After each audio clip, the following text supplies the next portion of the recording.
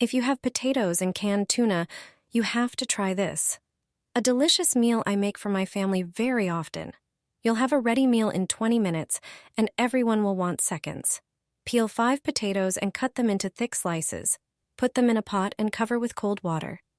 Boil for about 15 minutes. Check with a fork. Once they are soft, they're ready. While the potatoes are cooking, prepare the filling with tuna, onion, carrot, and chives. Open the can and place the tuna in a bowl, mashing it into smaller pieces with a fork. Peel and dice 1 onion. Heat some oil in a pan and add the diced onion. Sauté until golden. While the onion is cooking, peel and grate 1 carrot.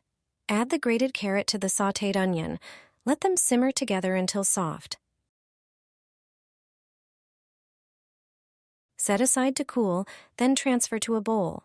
Chop 1 bunch of chives and add it to the bowl with the carrot and onion. Now, add the mashed tuna.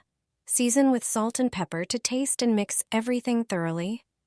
Let it sit for a few minutes to allow the flavors to combine. Now, drain the cooked potatoes and grate them. Transfer the grated potatoes to a bowl and add 1 egg,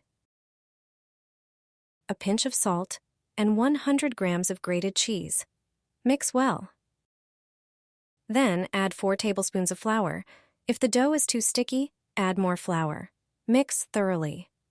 From the prepared dough and filling, shape juicy stuffed patties. A helpful tip is to grease your hands before shaping each patty. Flatten a portion of the dough into a circle, add a spoonful of filling, and form it into a patty. Repeat until you have around 10 patties.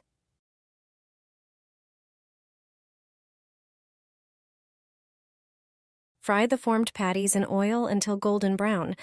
This recipe is quick, delicious, and the patties are juicy with a pleasant tuna flavor.